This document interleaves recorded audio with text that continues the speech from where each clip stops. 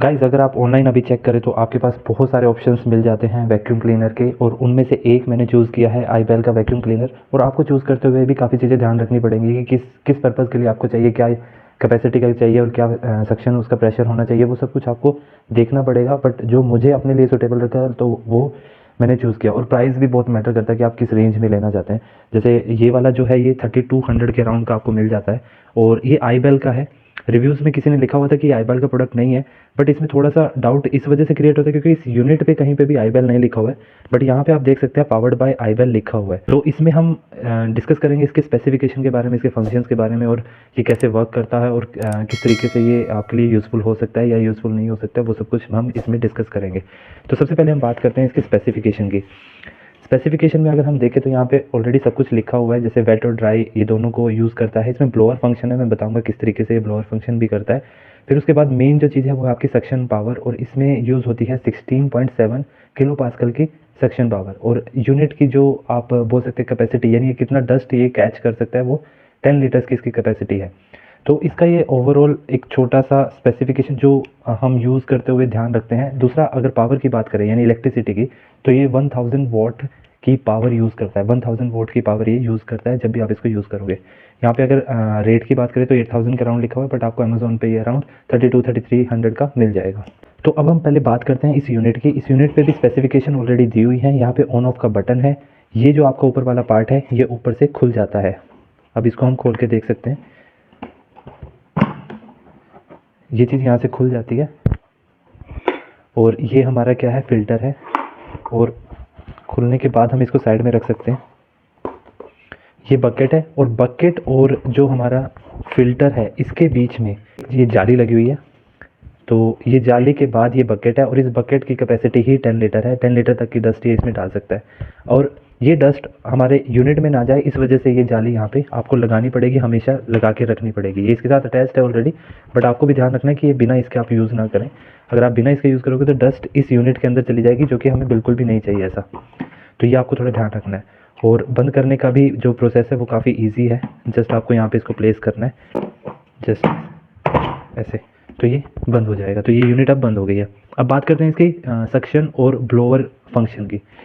अगर आप बकेट के अंदर वाला जो आउटलेट है इस पे अगर आप अपनी होस ये पाइप लगाते हैं तो ये बन जाता है वैक्यूम क्लीनर, यानी ये अब सक्शन क्रिएट करेगा। आपका जो भी कोई चीज़ है जिसको डस्ट पार्टिकल को आपको सक करना है, तो वो अब ये इस यूनिट को, इस पार्ट को यूज़ करके सक्शन वाला काम करेगा। बट अगर आपको ब्लोअर वाला पार्ट चाहिए, यानी इसको ब्लोअर की तरह यूज़ करना है, तो आपको ये होस निकाल के इसमें लगानी होगी। तो ये ब्लोअर की तरह काम करेगा। ब्लोअर का फंक्शन क्या होता है कि आप बाहर की तरफ हवा फेंकता है। सक्शन मतलब अंदर की तरफ, यानी कि आपका जो भी डस्ट है वो अंदर लेके जाएगा। और अगर इसकी बात करें तो अगर आपका डस्ट बाहर पड़ा है और आप उसको और बाहर की तरफ फेंकना चाहते हैं, तो ब्लोअर की तरह यहाँ से आप काम करवा सकते हैं।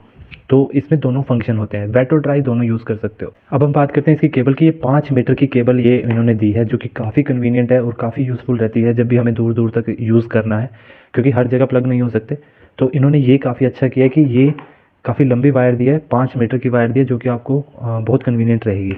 अब हम बात करते हैं अटैचमेंट्स की। अटैचमेंट में आप देख सकते हैं कि अगर आपको काफ़ी दूर तक इसको लेके जाना है तो आप ये सब अटैच कर सकते हो। ये पाइप आप अटैच कर सकते हो, ये इसको काफ़ी लंबा बना देता है।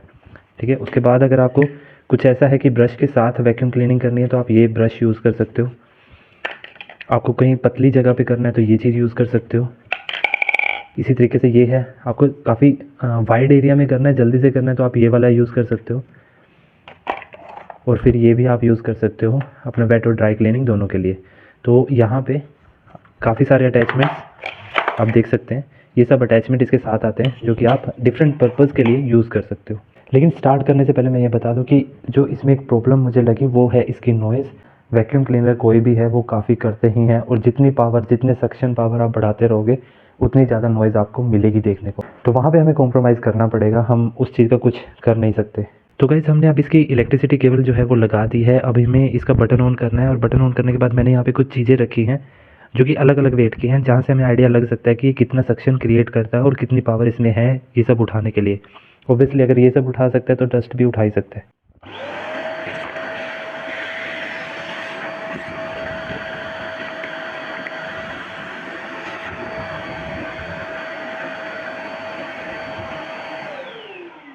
तो तो आपने देखा होगा कि कितनी तेज़ी से ये सब कुछ उठा देता है और मतलब काम करने में बहुत अच्छा है।